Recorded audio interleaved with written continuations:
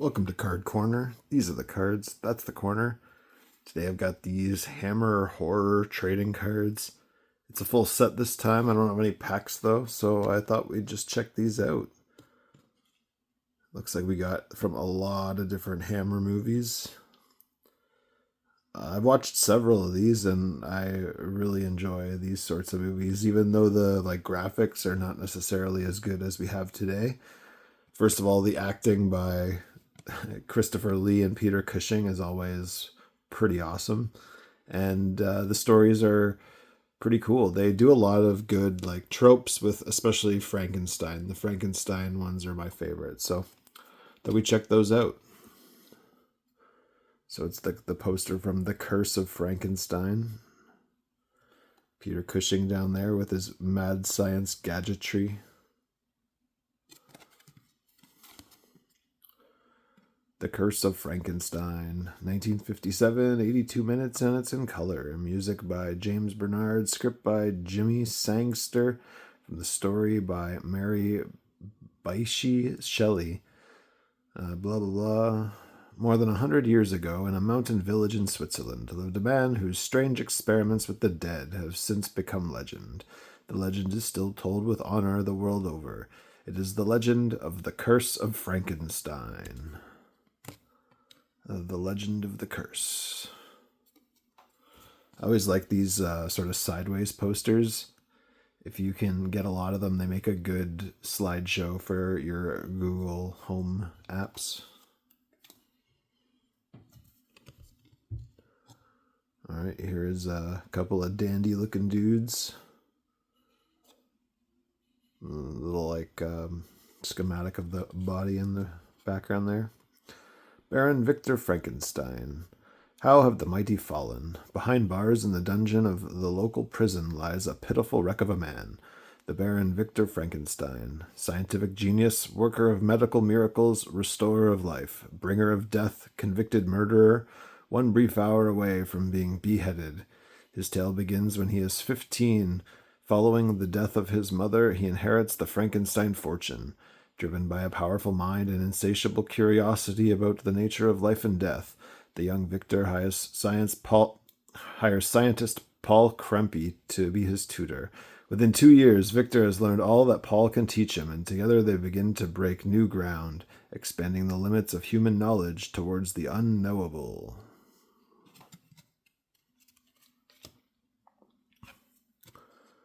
Here he is as Peter Cushing, looking rather smug with himself. You gotta love these weird made up machines they got here. All their work has led to this moment. An electrical current is run through the tank of chemicals in which floats a dead dog. After several moments, the power is cut. The tank is drained, and the dog incredibly returns to life. Paul is elated at what their experiments could mean to medicine and urges Victor to publish their results. But Frankenstein demurs, saying that what have they done is nothing compared to what they have yet to do. It is no longer sufficient to bring the dead back to life. We must create from the beginning. We must build our own creature from nothing. Against his better judgment, Paul is swept up in Victor's plans to build the perfect man.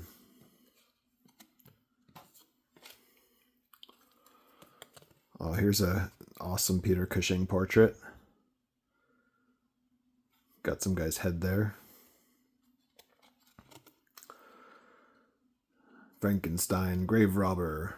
They steal a corpse from a nearby town and remove its damaged head, dissolving it in acid. Wrapped in bandages, the body is floated in the preservative tank. One day, while Victor is away, his beautiful cousin Elizabeth, whom he has invited to move into the castle, arrives. Victor returns excited and distracted and briefly welcomes her. Up in the laboratory, he shows Paul that he has stolen the hands from the corpse of a famed sculptor. Paul refuses to help him any further and tries to convince Elizabeth to leave, but fails. She stuns Paul by announcing that she and Victor are engaged to be married, but Victor has also promised to marry the maid Justine, with whom he has been having an affair. Lots of goings-on in the Frankenstein household. Oh, next up, another great picture of Peter Cushing, too. I love the beakers. Remaining only to protect Elizabeth, Paul is repelled by the ugly creature Victor has cobbled together. Victor argues that its features will improve once it has a good brain.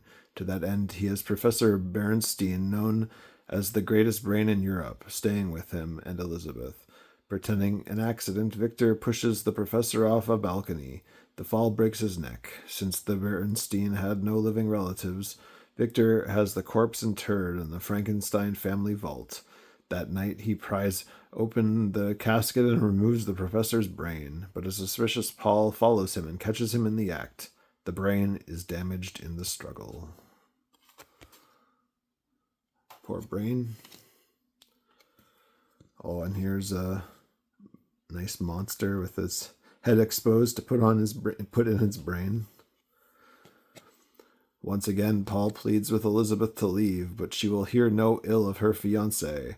Working late into a stormy night, Victor transplants the brain of the late professor into the creature.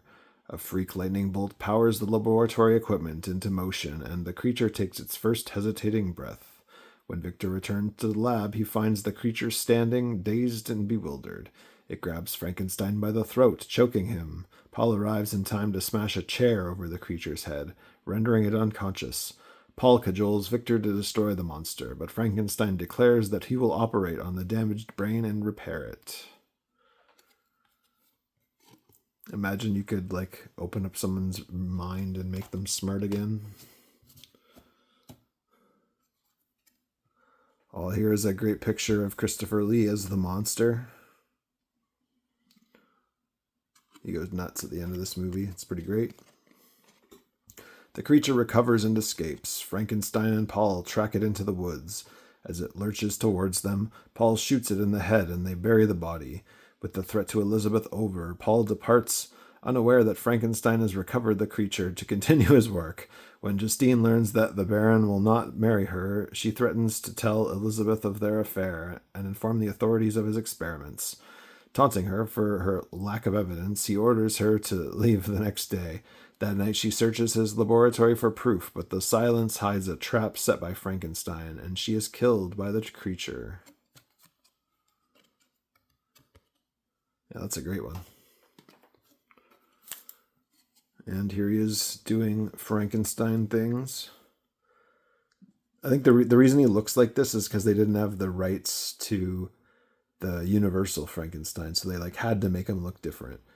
They were allowed to make Frankenstein because it's someone else's story, or it's I guess it was in the public domain at this point, but they could not use the Universal look with the flat head and the bolts in the neck and stuff. The perfect being? Victor shrugs off inquiries into Justine's disappearance as a probable elopement, and with Paul gone, peace appears to reign in the household. With Victor's approval, Elizabeth invites Paul to their wedding.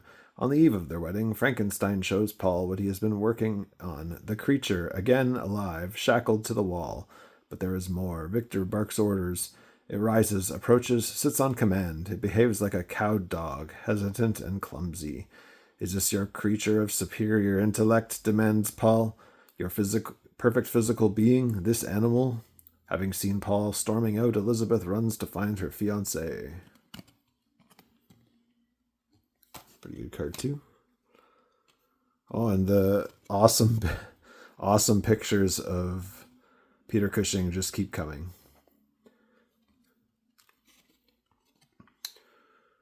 Frankenstein's doom. The creature breaks free and stalks Elizabeth on the balcony. Victor fires at it, but his bullet strikes Elizabeth instead. The creature lunges for Frankenstein, who throws an oil lamp on it. It begins to burn. Stumbling blindly, it falls through a skylight and into the laboratory's acid vat. Frankenstein finishes his tale. Within half an hour, the body is dissolved completely, taking with it all evidence of his work, as well as the true killer of Justine. With a recuperating Elizabeth waiting in the outer office, Paul visits Victor for the final time. Victor begs him to tell the authorities about the creature, but Paul will not speak on his behalf, and Frankenstein is led at last to the guillotine. Oh, man.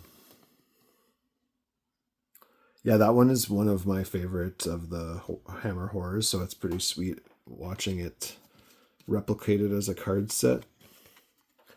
All right, here is the poster for Mistress for Dracula. Creepy looking girl there. There's Peter Cushing again.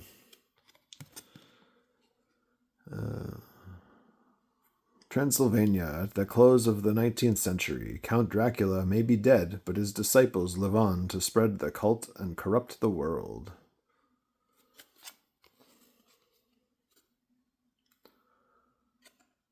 Rides of Dracula.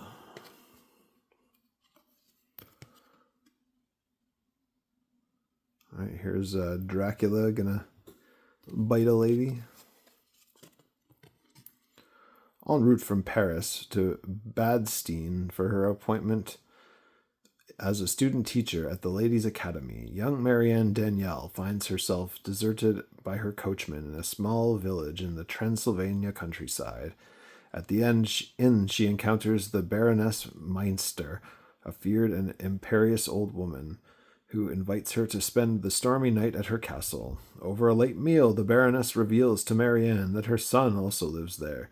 She explains that he has a sickness which has ruined her life, but is evasive about the specifics of his illness. Thought dead by the villagers, he lives alone in a separate section of the castle, cared for only by Greta, his old nurse. Oh, wrong way.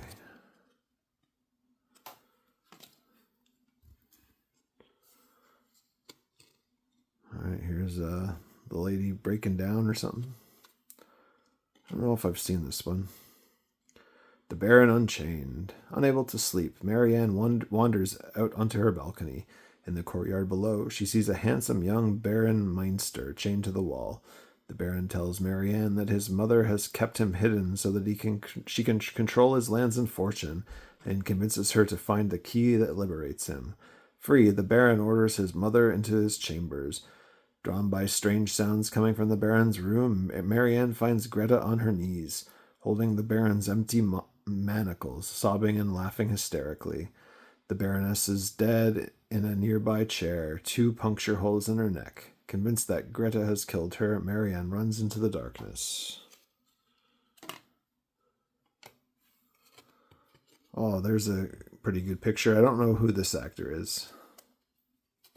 Don't know him by name. Was it on the poster?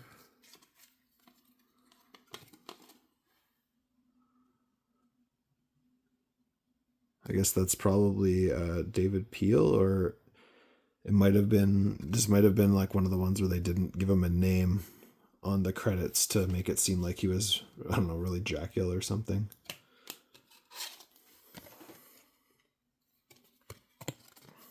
The Cult of the Undead. The next morning, Marianne is found unconscious in the woods by Dr. Van Helsing. His coach takes them into the village, where they learn that a local girl was killed during the night.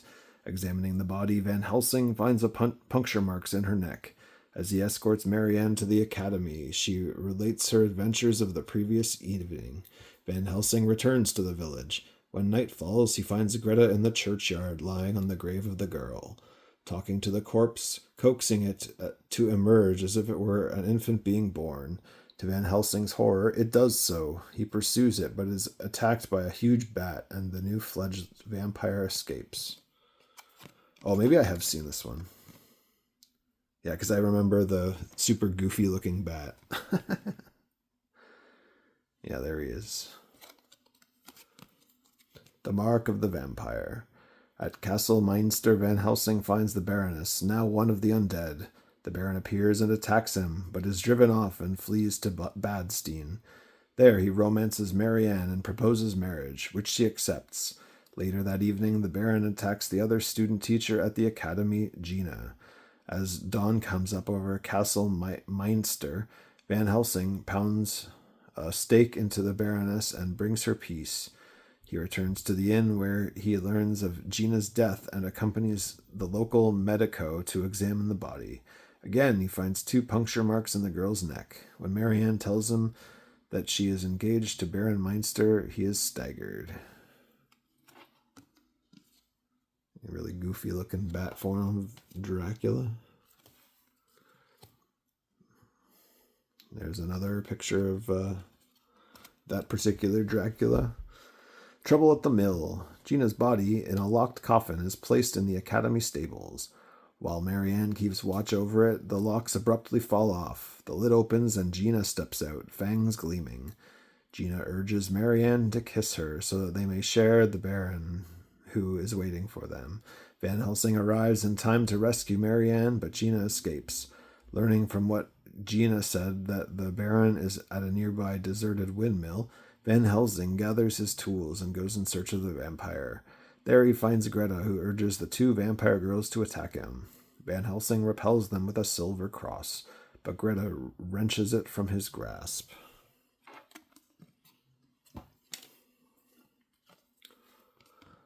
I'm not sure why they chose to color all these ones. The films are in color, and I think that was part of the appeal, was that it was the first time they had ever really done these sort of stories in bright color with all the blood and stuff. Van Helsing, vampire. Greta stumbles and drops the crucifix. Van Helsing reaches for it, but it slides across the broken floorboards and disappears into the waters below. The doctor turns to find the Baron grinning at him. Meinster grabs a heavy iron chain, rolls it above his head, and lashes at Van Helsing. The doctor jumps out of the way and throws himself at the Baron. They struggle, but the vampire's greater strength wins out. The Baron wraps the chain around Van Helsing's throat and throttles him until he collapses. As the doctor lies unconscious, the Baron leans over to him, sinks his fangs deep into his throat, and drinks. Triumphantly, he rises and strides forth to claim the night.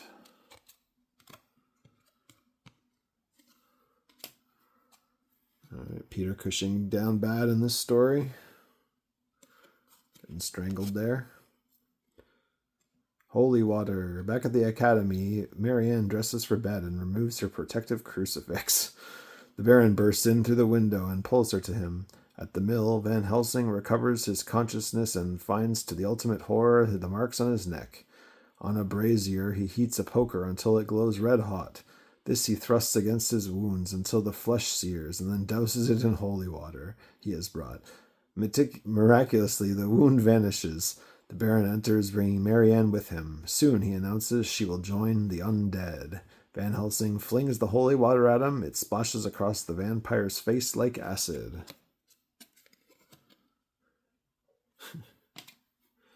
And here he is all messed up from holy water.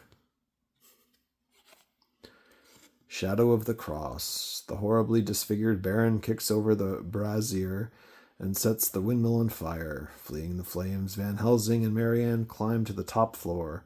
Below, they can see Meinsters staggering about in agony. Van Helsing has an inspiration and leaps onto the lower of the four blades of the windmill. His weight causes it to rotate slowly in the moonlight until its shadow resembles a huge cross. The shadow falls over the Baron, trapping him. He collapses into the dirt, snarling and snapping for a moment like some rabid animal, then is still. Van Helsing confirms that the Baron is indeed destroyed, then leads Marianne away.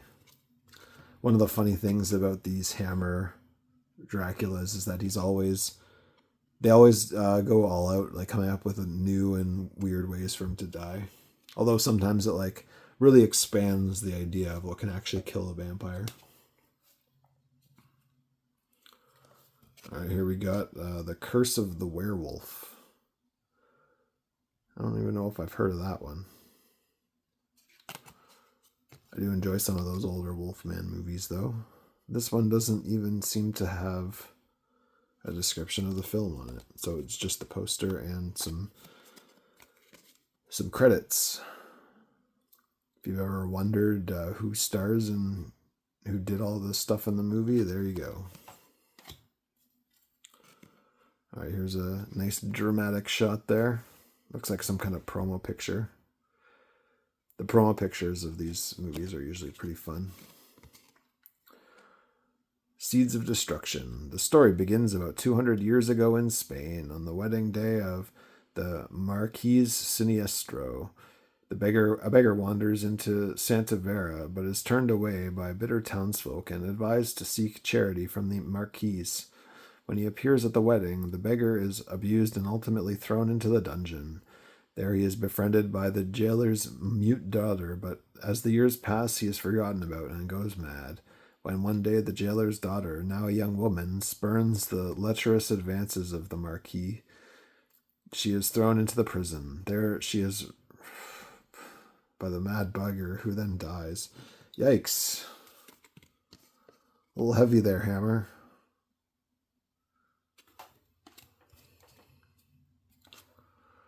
All right, and here looks like the daughter in jail, also a werewolf. The jailer's daughter is released from prison and taken back to the Marquis, who she kills, and then she escapes into the woods. She lives there on her own for several months until she is found by the kindly Don Alfredo Carrido. He takes her to his home and is informed by his servant Teresa that the girl is pregnant. After she gives birth, she dies. Don Alfredo decides to raise the child as his own.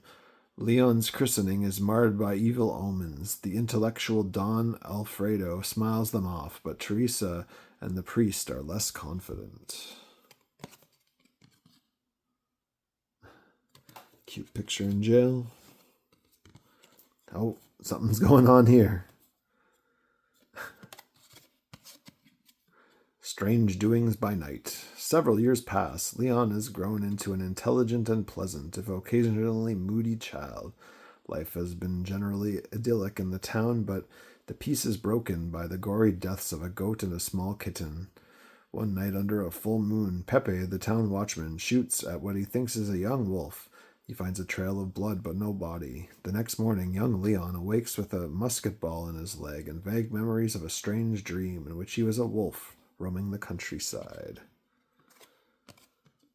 Classic werewolf story. Doesn't even know what he's getting up to. All right, here he is. Looks like he's about to turn into a wolf. Got the hair coming out there. Although it's kind of patchy. The werewolf contained. The priest advises Don Alfredo that Leon might be a werewolf, possessed at his unhappy birth by the spirit of a wild animal. This spirit will battle for control of his soul, especially during times of a full moon, and can only be contained by love. Don Alfredo vows to love Leon and to keep the truth from him, putting bars on the boy's bedroom windows to keep him in at night. Meanwhile, Pepe, suspecting the truth, has melted down his wife's crucifix to make a silver bullet. He shoots the goatherd's dog, believing that he has felled the creature responsible for the attacks. For luck, he decides to keep the silver musket ball on a chain around his neck. I wonder if that will come into play later. All right, here's a good special effects costume card of the werewolf. The wine, the woman, the moon. The years pass uneventfully, and Leon goes to work for Don Enrique at the winery. There he meets Jose, his jovial co-worker, and falls in love with Cristina, Don Enrique's daughter. Away from the home for the first time, he is tempted by Jose into celebrating his first payday by sampling the pleasures of the flesh. At a disreputable cantina just outside of town, he finds himself overcome by the drinking and the music. He steps out for a breath of fresh air and becomes mesmerized by the full moon. When Senora Zumara leads him up to her room, he loses control and becomes a werewolf. He kills the woman and Jose before running off into the night. Poor Jose, he just wanted to show the guy a good time.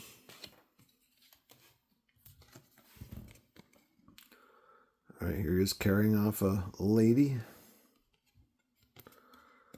The awful truth. Upon finding a terrified Leon in his old room the next morning, Don Alfredo tells Leon of his affliction. Filled with anger and self-loathing, Leon returns to the winery, where he is questioned by the police about Jose's fate. When night falls, he hides in the basement of the winery. When Cristina finds him there, he begs her to leave, but will not tell her why. She sits with him through the night, which passes peacefully.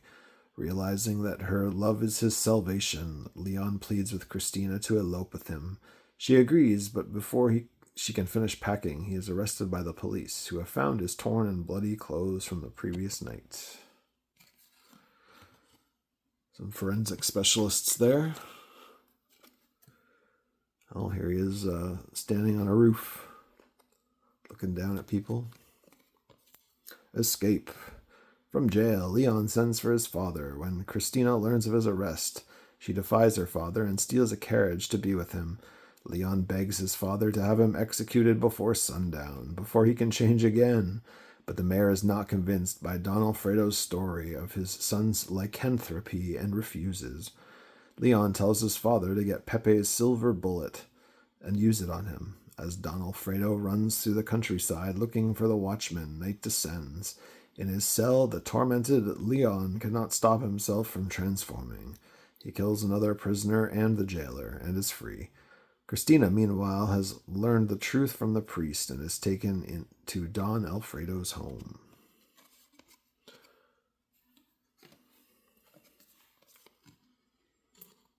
All right, here he is about to get popped, it looks like.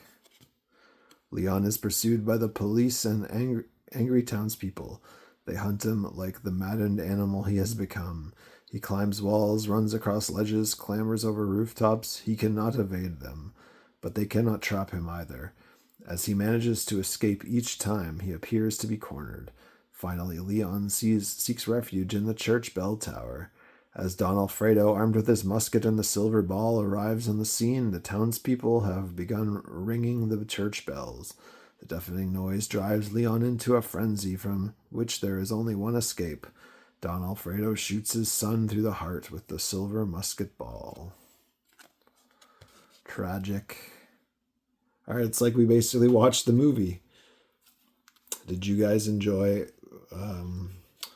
being told this movie in trading card form? Because I'm guessing most of you probably haven't seen it. I don't think I've seen this one.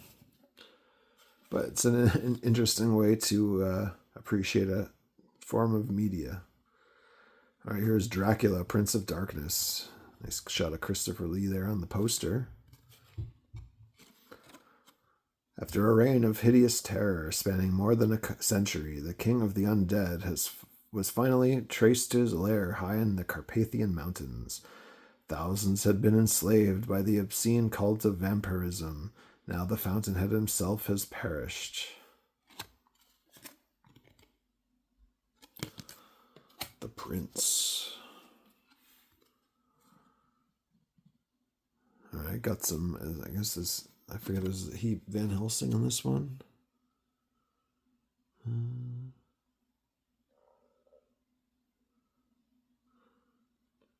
Not sure there's Van Helsing's in this one. No. So maybe he's the priest. Father Sandor. A party of villagers preparing to drive a wooden stake through the body of a young woman is interrupted by Father Sandor, abbot of Kleinberg. Finding the body without blemish, he calls the superstitious barbarians and commands them to return her to the churchyard for a proper burial. Later that day, at a tavern in town, English tourist Charles Kent happily buys a round of drinks for the house. His wife Diana and brother Alan watch this behavior with resignation, but his sister-in-law Helen cannot hide her disapproval. Warming himself by the fire, Father Sandor invites them to visit him in Kleinberg. Helen replies that they are planning to go to the Carlsbad. Sandor warns them away from the town, especially the castle.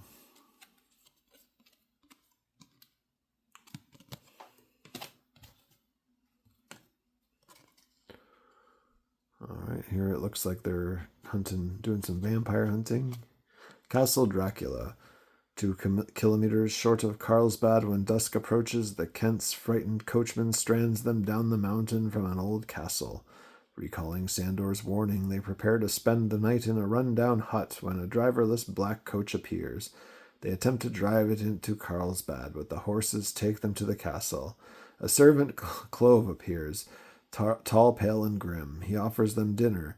As he serves, Clove reveals that his master, Count Dracula, is dead, but has instructions that the castle should always be ready to receive guests. With food and drink inside them, the three begin to relax.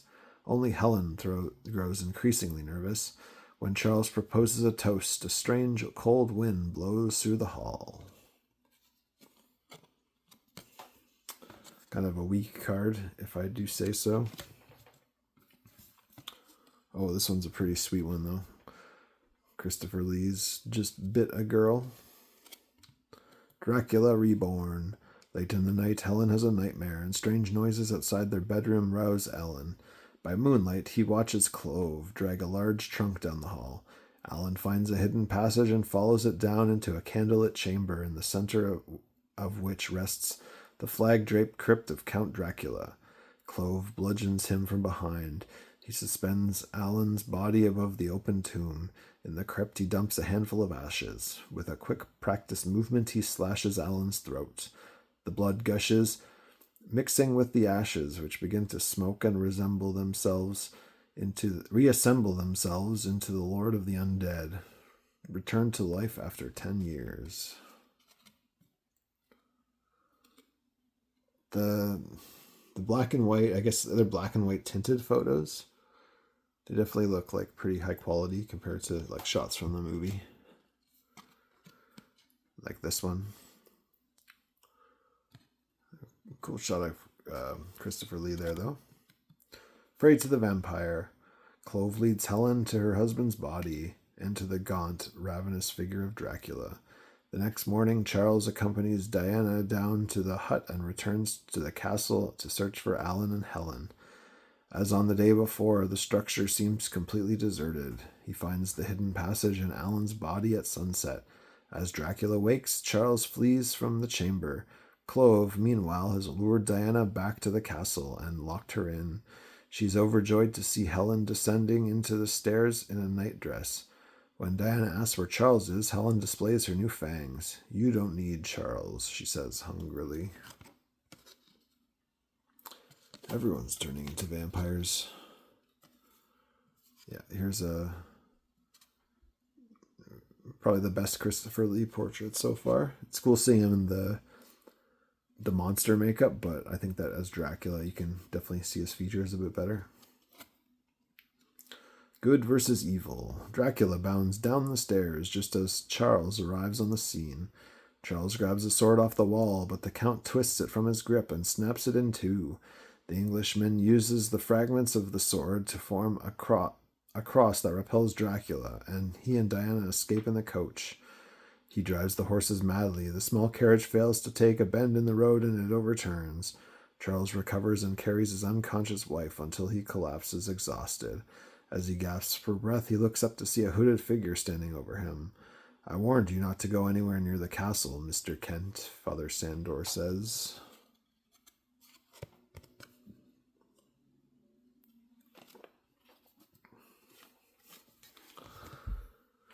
All right, here he is, showing off his chest to the ladies. Alone at last. At the Abbey, Father Sandor tells Charles about the cult of vampirism and explains how to battle Dracula. Clove arrives at the monastery with a wagon, in the back of which are 2 crates containing Dracula and Helen.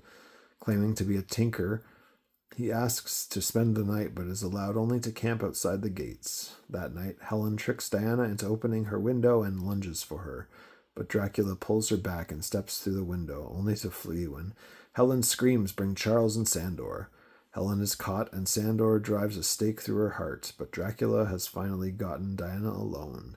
He bares his chest and slices the skin, commanding her to drink his blood. He wants to have her be a vampire too, not just eat her to death. All right, there they are, fighting on a wall, I guess. Vampire victory. Charles calls out to his wife, and Dracula's concentration is broken. The Count sweeps Diana into his arms and carries her out of the wagon, which rumbles away into the darkness. At dawn, Sandor and Charles set off in pursuit. Gambling on a shortcut through the wood, they intercept the wagon near Dracula's castle. Charles shoots Clove. The noise startles the horses, who race towards the castle. Crossing the bridge, the wagon hits the edge and tumbles, spilling Dracula's crate onto the frozen river. With Diana free, Charles makes for the vampire just as the sun sets. Dracula leaps from his crate. They struggle on the ice, but Dracula's ferocity and superior strength gives him the clear advantage. That's a great shot, too. Love that one. A watery grave. Diana urges Sandor to use the rifle on Dracula, but he replies that shooting the Count would be useless. She grabs the weapon and fires anyway. She misses low, but the bullet cracks the ice underfoot and water begins to seep. Dracula and Sandor, knowing that running water can destroy the vampire, realize the situation at the same time. As Sandor excitedly aims the rifle, Dracula struggles to escape, but Charles holds him onto him and he will not let go. The abbot fires. The ice splits at Dracula's feet. He slides into the water with a hoarse cry of anguish. His strong fingers claw uselessly at the slick surface before he settles into a watery grave. That's one of the more ridiculous execution methods for Dracula. You just gotta get him wet. Like, holy water kills him, but then also just regular water. Next up, it is Frankenstein created woman. Now, Hammer have created the ultimate in evil. Another cool picture of Peter Cushing there. On a gray day, young Hans witnesses his father's beheading from behind a nearby tree. Years later, he has grown into a handsome young man, intelligent but possessed of a quick temper and looked down on because of his father. He works as an assistant to Frankenstein, who has set up in the shop in the house of the local physician, Dr. Hertz. Dr. Hertz Donut. All right, another sweet portrait of Peter Cushing. I feel like it's cut off, though. I think they should go the other way. Frankenstein allows himself to be frozen for 1 hour and then reanimated to test his theory that the soul does not leave the body immediately upon death. To celebrate their success, Hans is sent for a bottle of champagne. Because of a coming storm, Dr. Hertz gives him his overcoat. Hans runs to the cafe, eager to see Christina Cleave, a pleasant young woman. One side of her body is badly deformed. The facial scars she hides with her hair, but cannot disguise her twisted arm and leg. Her father, the dour landlord of the cafe, demands payment for the champagne, and Hans trades him Dr. Hertz's overcoat. As Hans gathers his bottle, 3 young men enter and in insulting tones demand service. So he went to go pick up the bottle of champagne, but he doesn't bring any money. So instead he trades the coat of the doctor.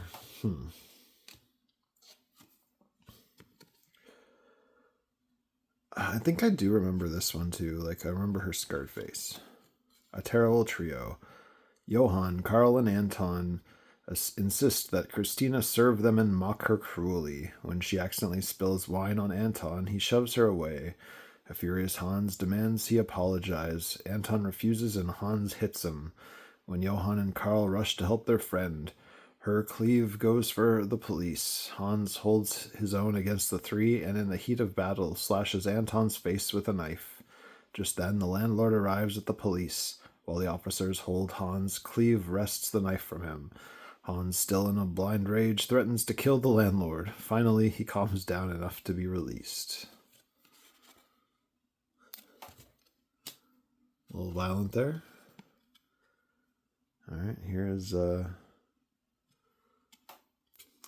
which one? Is Brides?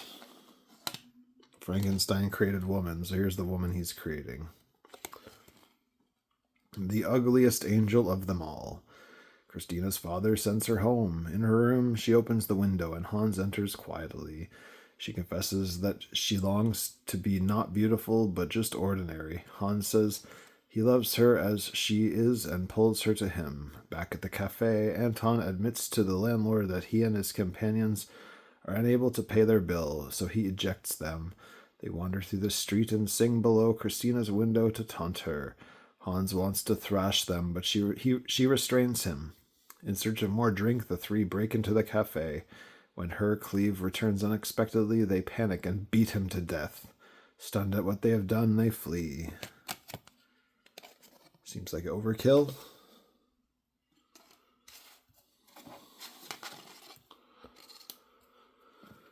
Oh, here they are on trial for beating an old guy to death. Sentenced to death. At the lab, Frankenstein demonstrates an invisible force field so strong that nothing can enter it or escape it. He hopes to use it to trap and hold a soul. The next morning, while Christina is in Innsbad, Hans is accused of murdering her father and confronted with the evidence. The coat found next to the body and his threat against him. Unwilling to use Christina as an alibi, he is charged with the murder. Justice is swift. Hans is found guilty and sentenced to be guillotined the next day. When told the news, Frankenstein becomes excited by the prospect of using Hans's body for his soul-trapping experiments, and he involves a plan. Man, get executed the next day. It's not a long time on death row. Oh, here he is doing some operation. Reaching into the guts there. To trap a soul, Dr. Hertz blackmails the jailer into lending him Hans's body after the execution.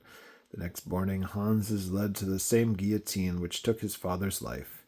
Returning from Innsbad, Christina accidentally witnesses his beheading, and distraught, she throws herself into a river. The jailer delivers Hans's corpse to Dr. Hertz as promised, and Frankenstein and Hertz succeed in trapping Hans's soul, a glowing ball of white light, between the parabolic reflectors. As they enjoy their success, Christina's sodden body is brought to the doctor's office. Frankenstein tells Hertz that they can repair her deformities and use the improved body as a receptacle for Hans's soul. That's, weird. They're putting his soul in his girlfriend?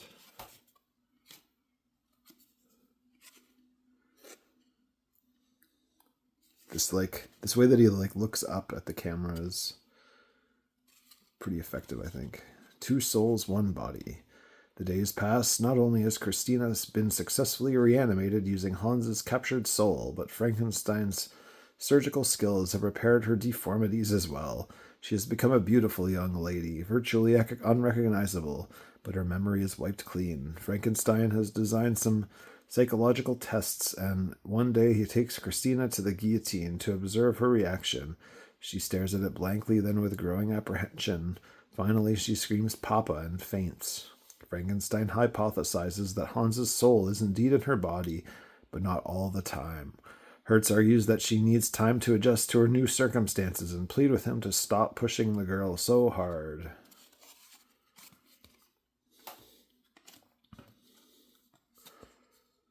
Oh, here's some guy. After dark, Christina dons seductive evening clothes and entices a drunken Anton back to her old room. The next morning, his blood drips from the guillotine blade. The following night, Christina finds Karl in a cafe and attacks him with a cleaver. When the body is discovered the next morning, Hans is found written on the cafe floor in blood. The townspeople, already suspicious of the secret of Frankenstein, believe that Hans has come back to life and threaten to burn Frankenstein as a witch. He in turn suggests they dig up Hans's body to show he's still dead. When the coffin is unearthed, though, it has been tampered with, and the head is missing. That's awkward. All right, here he is like an action hero. Man, it's like a James Bond style shot. Death at last. Insanely, Christina has mounted Hans's head above the mirror in her room. To kill Johann, she joins him on the Innsbad coach. Frankenstein, meanwhile, has gleaned that Hans's vengeful soul is controlling Christina and sends out in pursuit of the coach. When one of the horses throws a shoe, Christina suggests she and Johann walk the short distance to town, making certain to bring her hat box. Frankenstein arrives just in time to see Christina stab Johann to death. Fascinated, he watches as, from her hat box, she lifts Hans's head. When the Baron calls out to her, she flees to the edge of a deep gorge and jumps, joining her lover in death. Yeah, that's a kind of a messed up story. All right, here's another Christopher Lee one. It is Scars of Dracula. This one has no explanation needed or given. Unfortunately, it looks like there's no Peter Cushing in this one. All right, there's a pretty good picture of Christopher Lee as Dracula. Just a bunch of like blood red on her neck, no like holes or anything. The devil has won. Dracula is reborn after a large bat vomits blood onto a pile of his ashes. Oh man, he can come back in so many different ways, and that's what they pick. When the ravenous vampire claims another victim, it galvanizes the villagers into action. Sending the woman to the church for safety, the men make the long trek to Castle Dracula. The innkeeper tricks Dracula's servant Clove into opening the gate, and the villagers storm into the courtyard. They smash the windows and set fire to whatever will burn. In his hidden chamber, a room with no doors and only a single window overlooking a vast abyss, Dracula sleeps in safety. When the villagers return to the church, a cloud of giant vampire bats swarms out. They find the woman slaughtered. Yee. Looking extra evil. Alright, here he is doing Dracula things. The Feast of Dracula. In a nearby town, Sarah Framsen's birthday party is in full swing. A beautiful young woman, she is loved by Simon Carlson, but is attracted to his younger and roguish brother Paul. Paul presents Sarah with a photographic portrait he has taken of her. Noticing that the glass is broken, though, he keeps it to repair it. Fleeing from an angry father, Paul ends up at Castle Dracula, where the lovely Tanya offers him a room for the night. As he gets ready for sleep, Tanya joins him in his bed. She awakes before dawn, bares her fangs, and is about to attack him when Dracula angrily sweeps the bed drapes aside. He tosses Paul against a wall, leaving him unconscious, then stabs Tanya with a knife and feasts on the gore.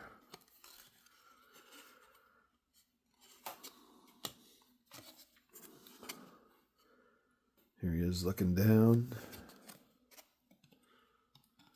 A deadly visit. Paul awakens to find the door locked. He makes a rope of curtains and climbs down the wall outside his window to a lower window. Outside his room to a lower window, only to be trapped in Dracula's secret chamber when Clove cuts the curtains. In the guest room, Clove is attracted to Paul's portrait of Sarah, which he keeps. Searching for Paul, Simon and Sarah arrive at the castle just after dark. Dracula denies any knowledge of Paul. Suddenly, he lifts Sarah and carries her to the guest room while Simon looks on, stunned by her acquiescence. Dracula returns and plies Simon with drugged wine. With Simon safely out of the way, he visits Sarah in her bed and prepares to plunge his fangs into her soft throat.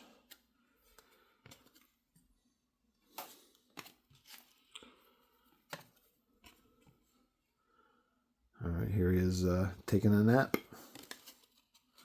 Clove's weakness. Dracula is repelled by the golden cross Sarah wears. He commands Clove to remove it, but when Clove sees that the intended victim is the young woman in the photo, he refuses and flees. An infuriated Dracula follows him. The next morning, Simon finds Paul's picture of Sarah in Clove's room. Clove reluctantly tells him that Paul was in the castle but has escaped. He urges Simon to take Sarah and get away before it's too late. He unlocks the door and allows them to escape to the village in Dracula's carriage. Not believing Clove's tale, Simon pleads with the villagers to return to the castle and rescue his brother, but they refuse.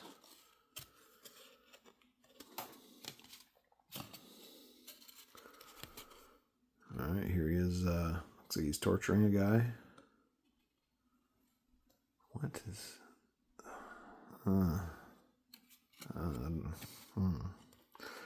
The embodiment of evil, the broken and dispirited village priests offers them sanctuary in his abandoned church. With Sarah safe, Simon announces that he is returning to the castle Dracula. The priest tells him that he must be properly prepared and explains how to destroy the vampire. Back at the castle, Dracula is barely able to contain his fury at this second betrayal by his servant. Clovis offers himself up for punishment and bears his already savaged back. Dracula takes a red-hot sword and lays the blade against the mortal flesh, which hisses and bubbles as Clovis screams in agony.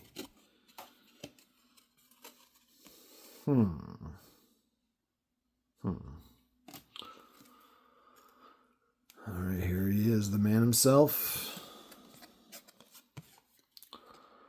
Paul's fate. The next morning, Simon returns to the castle. In return for the photo of Sarah, Clovis shows Simon the window where Paul climbed out. Back at the church, a flock of bats invade and kill the priest. Sarah, terrified, runs in search of Simon. As Simon lowers himself down the wall, Clove cuts his rope. Simon catches himself and enters Dracula's secret chamber to slay him with a wooden stake. But the sleeping Dracula exerts his incredible will and forces Simon into unconsciousness. When he recovers, he finds a stormy night outside Dracula's empty coffin. Looking for a way out, Simon finally locates Paul dead, hanging from a meat hook through his torso.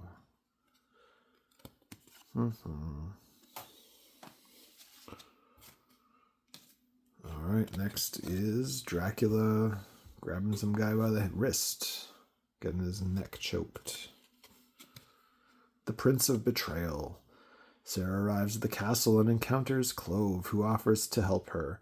At that moment, Dracula appears and angrily flings Clove aside. As the vampire attempts to mesmerize Sarah, he is repelled by her cross and she flees. Clove, desperate to help Sarah, lowers a rope to Simon. Sarah is cornered by Dracula in the courtyard.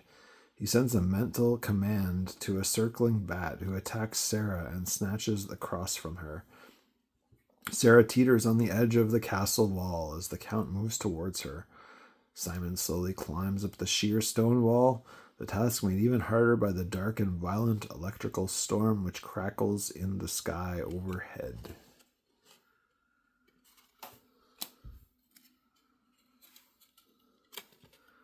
Alright, and here he is all, looks like he's all burnt there. Looks pretty unhappy, I'd say, generally speaking. Into the abyss. Clove attacks Dracula, and Dracula hurls him over the battlement into the abyss. Returning his attention to the defenseless Sarah, he at last conquers her will. Weak from his exertions, Simon arrives on the scene. Looking about for a weapon, he pulls a decorative iron rod from the rotting wall. He flings it like a spear, and it buries itself deep in the vampire's abdomen. Dracula reaches down and extracts it. He raises it high, ready to impale Simon. Suddenly, lightning strikes the spear. The power of the bolt sets fire to the vampire, and he burns, screaming as his flesh blackens. In blind agony, he stumbles over the castle wall and plunges, like Lucifer, to the rocks below. Poor Dracula. Alright, and here it is, Twins of Evil. Twins of Evil. No explanation there, but we get a bunch of actors. Peter Cushing's in this one, although he's not the top bill, so we'll see how it goes. I don't know if I've seen this one. I don't think so. Looks like a lady getting burnt at the stake. The Brotherhood. One black European knight in the 17th century, Gustave Weil, and the men of the Puritan vigilante group, the Brotherhood, raid a cottage in the woods. They take a young woman prisoner. On her knees before the austere Weil, she proclaims that she is not a witch. She holds her cross out for all to see, but Weil grabs it and snaps the chain. The girl is dragged into the forest and tied to a stake. With kindling at her feet, Weil offers a prayer to God to save the girl's soul after it has been purified with fire. He lights the kindling, and as the fire engulfs the screaming girl, leads his followers in a solemn prayer. All right, a couple of ladies. The twins. A coach nears the town of Karnstein bearing Maria and Frida Gellhorn, identical 19-year-old twins, recently orphaned and coming from Vienna to live with their relatives. Admiring the castle above the village, they are informed that it belongs to Count Karnstein. In town, the girls are greeted by their Aunt Katie Wheel, but Uncle Gustav is aghast at their fancy clothes and bitterly quotes the Bible at them. That evening in their room, Frida vows to defy her uncle's restrictions. Meanwhile, the Brotherhood identifies another possible devil worshipper and ride to her cottage, unaware that they are being watched from the shadows by Karnstein's dark servant Joachim. Wheel throws open the door and enters.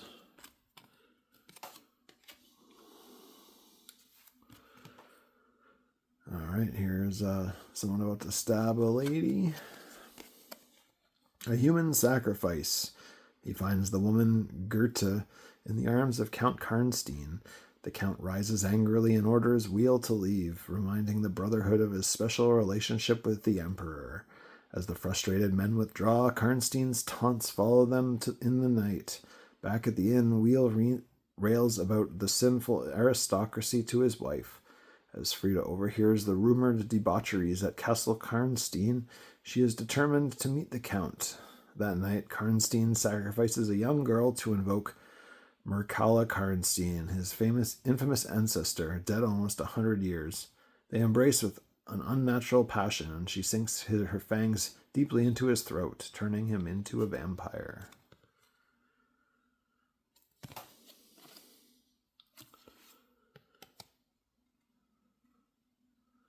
All right, here she is biting a lady in a spot. Evil Unleashed. Katie takes her nieces to a school for young ladies run by Ingrid Hofer, who introduces them to her brother Anton. Outside, Frida flirts briefly with Count Karnstein until her uncle interrupts. That night, against Maria's pleadings, Frida sneaks off to the castle, where she dines with Karnstein and Goethe. The Count is taken with Frida and orders Joachim to chain Goethe to the dungeon wall. Karnstein then reveals himself to be a vampire. Although Frida resists, he bites her and she is transformed. He explains that a good and innocent person bitten by a vampire will die, but an evil person will become another vampire. Her evil side is released at last. Frida lustily sinks her teeth into Goethe's flesh.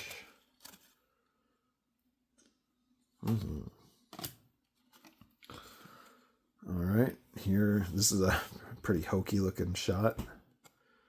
She looks super stoked. Night Stalker. Frida's secret visits to the castle become a nightly event, upsetting Maria terribly. When the Brotherhood executes yet another young woman, Anton blames himself for not trying to stop them. He writes to the elders of the church, asking them to investigate Wheel's behavior. In reply, the elders send Wheel to see if Anton is in league with the devil. He inspects Anton's books, finding volumes of occult lore, and asks him if he believes in God. Anton ushers that he cannot believe in Wheel's vengeful God. When Wheel departs with a threat, Antoine decides to send Ingrid to the next village for her own safety. After dark, Frida prowls the forest until she finds a victim.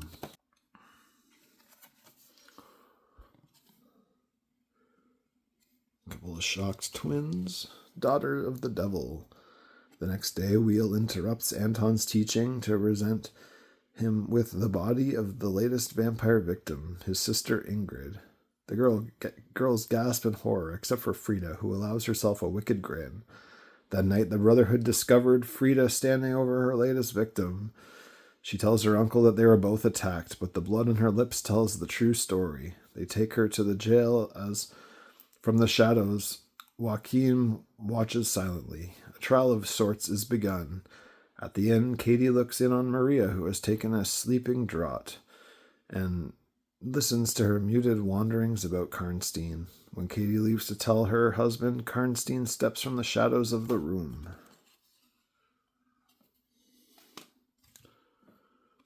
right, here is she looks like she's going to get burned at the stake, but she doesn't care that much, it looks like. She must burn. While a guilty verdict is being returned against Frida, Karnstein and Joachim free her, putting Maria in her place. Frida pretends to be her twin and seduces Anton, but as they embrace, he sees that she does not reflect in a mirror. Wise in vampire lore, he realizes the truth. Frida attacks him, but he escapes and rides for the execution site. The real Maria, meanwhile, has been led from the jail and tied to the stake. All is ready. As Wheel is about to give the command, his wife appears. She explains that Karnstein is to blame. Determined to continue, Wheel takes a torch and returns towards the kindling. Oh. Poor Maria. Alright, I think this is the last one there. The end of evil. Anton arrives in time to save Maria, leaving Wheel badly shaken. Driven beyond endurance and properly armed, the townspeople head for the castle. Joachim is killed in the fight. Karnstein and Frida try to sneak away, but she is decapitated by her uncle. Karnstein flees back into the castle and uses Maria as a hostage. Wheel attacks him with an axe, but misses and is killed by Karnstein. With all of his boar hunting skills, Anton throws a spear. Its metal point stinks deeply into Karnstein's chest and he falls. Anton runs up to the balcony to comfort Maria. Together they see the body of Karnstein rot and crumble until nothing remains but his skeleton. They should have shown that part on the card. Alright, here we've got a poster for the Abominable Snowman. Definitely never seen that one. There he is. Oh, these ones have a different back. A quest for the legendary Abominable Snowman leads a party of searchers deep into the Himalayas. Each has his own motive for finding the creature, a motive which will determine his ultimate fate. I'd probably say that this sort of layout is a little better, with like an extra picture, a little bit less text. All right, here's another Peter Cushing poster. It's for Dracula. In this version of the classic tale by Bram Stoker, Christopher Lee's Dracula has an overtly sexual presence, lacking in earlier portrayals. Yeah. Yeah, the original Draculas are pretty sweet, but definitely less sexual in nature, that's for sure. La Revanche de Frankenstein. The Revenge of Frankenstein. Hammer's first sequel finds Baron Frankenstein continuing his experiments under an assumed name. He transplants the brain of his malformed assistant into a new body, but the brain is damaged and Carl becomes a violent, bloodthirsty cannibal.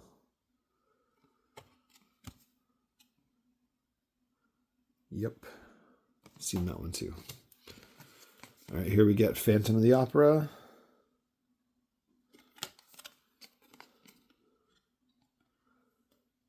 This one doesn't have Peter Cushing in it. Hammer's film was the third screen incarnation of the horribly disfigured composer who falls in love with the voice of a beautiful young opera singer, for whom he sacrifices his life.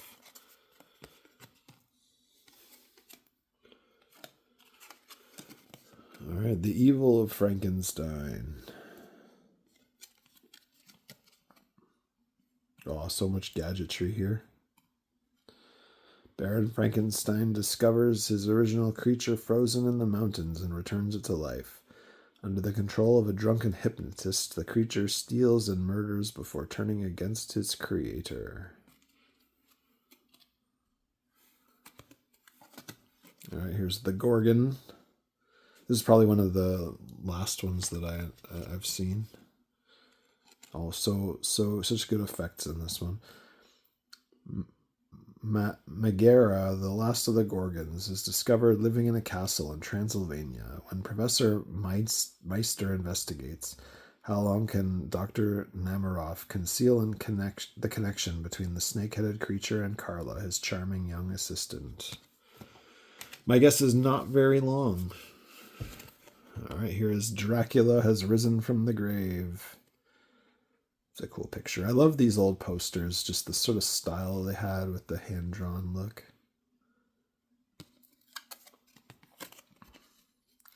The frozen body of Dracula is revived by the blood of a priest, freeing him to satisfy his unnatural bloodlust. To rescue beloved, Paul must confront the Lord of the Vampires in his own castle. Frankenstein must be destroyed. Frankenstein kidnaps a former medical colleague from an insane asylum in hopes of learning his secrets. Performing some experiment there. All right, this one is Taste the Blood of Dracula. It's an interesting poster there.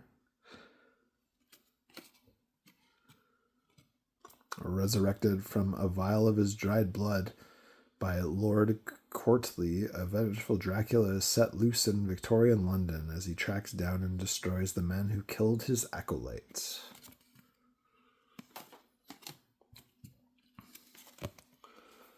Countess Dracula.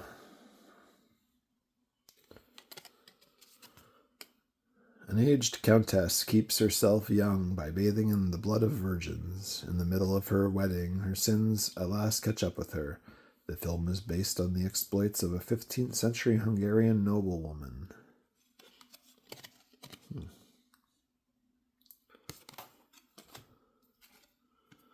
I did see this one, and I think that it was one that I liked the least because it's not a period. It was like set in the modern day, 1972.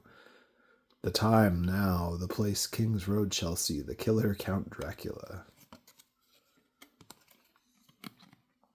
In London, 1972, Dracula is reanimated in a black mass performed by a thrill-seeking Johnny Alucard and his gang.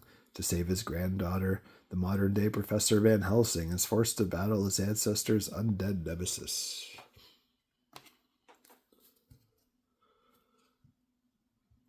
All right, here we've got Peter Cushing. Peter Cushing card for Peter Cushing himself. Not a movie, but Peter Cushing. Peter Cushing was born in Kenley, Surrey on May 26, 1913. After various repertory experiences, he saved £50 and sailed for the USA in 1938. In Hollywood, he doubled for Louis Hayward in The Man in the Iron Mask and played the second male lead in The Vigil of the Night. He returned to the UK after 2 years and started working again in theater. Film, The End of the Affair, was one of his favorites, and television. It was while appearing in Noel Coward's Private Lives in 1940 that he met and married actress Helen Beck. Following his part in George Orwell's 1984, Hammer cast him as the infamous amoral Baron Frankenstein in The Curse of Frankenstein, and the film's success brought him internal stardom. He played the role a total of 5 times for Hammer. The other Hammer character for which he is known is that of the compassionate Dr. Van Helsing, archfoe of Count Dracula. Cushing's other famous roles include Sherlock Holmes for both Hammer and the BBC, Doctor Who, 2 films, and Grand Moff Tarkin in Star Wars. His wife Helen died in 1971. While he continued to work actively, it is said by those who knew him that he never fully recovered from her death. He died on August 11th, 1994. There's bio for him. All right, here we've got Christopher Lee. Christopher Lee was born May 27th, 1922 in London. Interested in performing from an early age, it was not until 1947 that he turned professional. He had already appeared in nearly 30 films when he heard that Hammer was looking for someone to play the creature in The Curse of Frankenstein. The film began to warm his relationship, both personal and professional, with Peter Cushing. It was also this performance that led to his being cast as Dracula, the role with which he would forever be associated. Wary of being typecast, he passed on the offer to immediately film a Dracula sequel. Instead, he chose to seek out different roles to broaden his scope as an actor. In 1965, he at last agreed to reprise the role in Dracula, Prince of Darkness. This was followed immediately by Rasputin, the Mad Monk, on the same sets. One of Lee's strongest performances. He went on to appear in numerous films, both mainstream and genre. Lee's other popular roles include The Mummy, Fu Manchu, Sherlock Holmes, and Scaramanga, the foe of James Bond in The Man with the Golden Gun. Despite his many successful portrayals of the King of the Vampires, Lee regrets that he was never able to play the role as it was originally written by Bram Stoker. I heard Christopher Lee was also kind of like a badass, like a spy or something. I kind of forget, but he also played Saruman in Lord of the Rings and Lord Summer Isle in the Wicker Man, which is probably one of my favorite movies with him in it. All right, here we got The Creatures of Frankenstein. They couldn't use the original look, so they got an alternate look every time. If Baron Victor Frankenstein represents anything in the Hammer universe, it is science without conscience, intellect without soul. He is amoral and ruthless in his pursuit of knowledge. He will kill for body parts when he deems it necessary, and even use himself as a guinea pig when no others are available. In The Curse of Frankenstein, based on Mary Shelley's book, the young Victor discovers the means to restore life into a dead body. His higher goal is to create the perfect man. He seeks out the finest body parts for his original creation, only to have the brain damaged when his assistant can no longer in good conscience continue with the work. As a result, the creature is little more than an animal, unable to communicate and prone to violence. As the years pass, his surgical skills develop to the point where he can easily transplant one person's brain into another person's body, but the two are never successfully integrated. In the end, it is always the mind-body dichotomy which defeats him. In this sense, he can be seen to represent modern man's search for a way to integrate his two selves, mental and physical, via the spiritual. He is doomed to failure until perhaps he develops a soul for himself. I like the background picture they got in this one. The Many Deaths of Dracula. Like that one. Hammer's Transylvania is made up of remote villages and towns populated by superstitious, if Christian, peasants. It is a medieval world where the night is only slightly darker than the day, a world in which vampires represent many terrors. One aspect of this is fear of contagion. Vampirism may be seen as a disease, attacking the innocent and driving the victim's loved ones to unspeakable acts in order to effect a cure. Christopher Lee's portrayal adds the erotic element, and Dracula becomes the alpha male from another tribe, unstoppable, come to steal the women and pollute the blood lines. Like all invaders, he must be destroyed. When the townspeople may participate, it is generally another male who defeats him in single combat. The theme of the unholy resurrection, with its Eucharist of ashes and fresh blood, is another aspect of the death-rebirth cycle. And because Dracula can only be reborn with human help, there must always be a Judas element, the betrayal of humanity by one of its own. But no victory is more than a respite. As Father Sandor explains in Dracula, Prince of Darkness, the vampire cannot be killed, although he can be destroyed. The immediate threat may be vanquished, but the central threat itself will forever haunt the moonlit forests. Nice. They should have described the deaths a little bit more in here. All right, here we've got Hammer Glamour.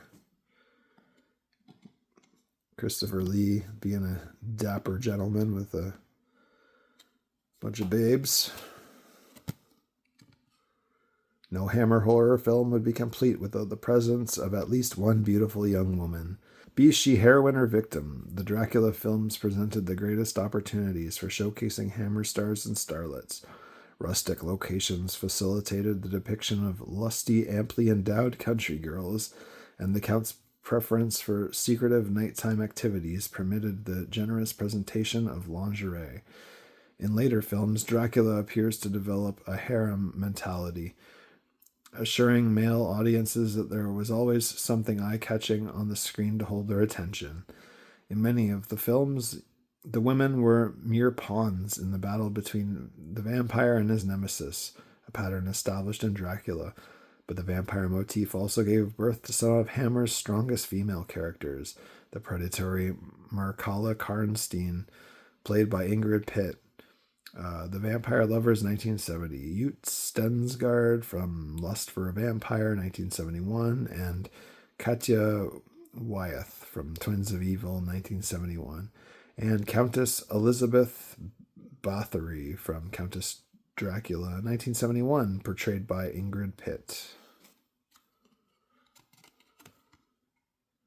Fun promo there. All right, and we got one more card. It is... looks like the Abominable Snowman hugging some ladies.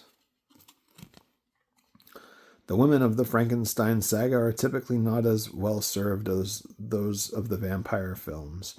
In The Curse of Frankenstein, the Baron's cousin and fiancée, Elizabeth, Hazel Court, is blind to the truth about him. When she finally does develop some curiosity about his work, she is nearly killed for her trouble.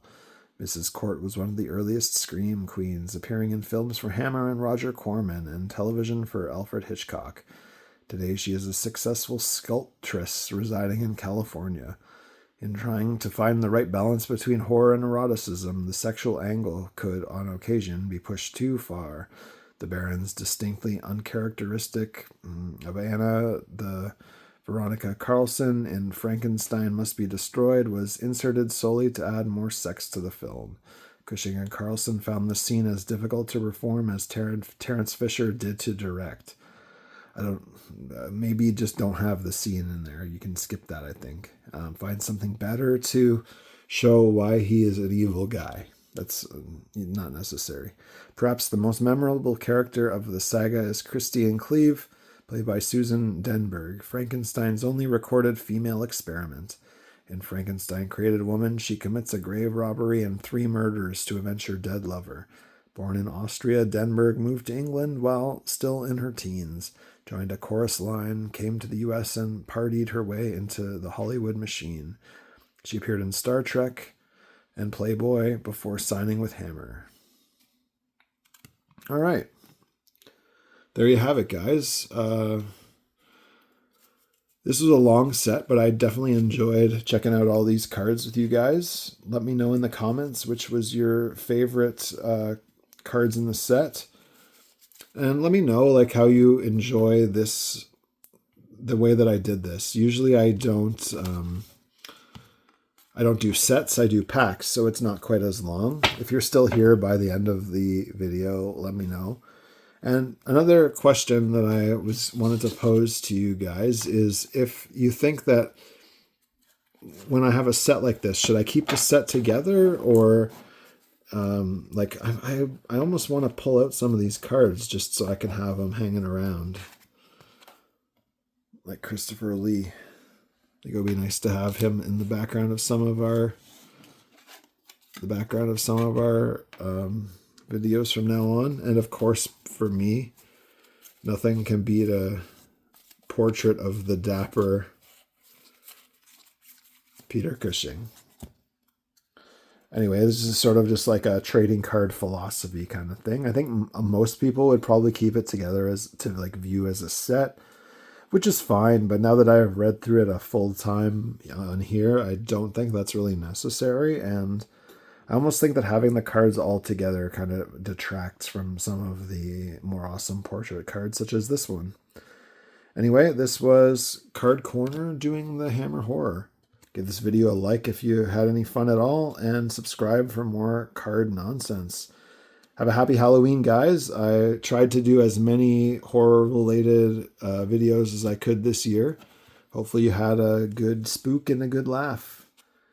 Take it easy.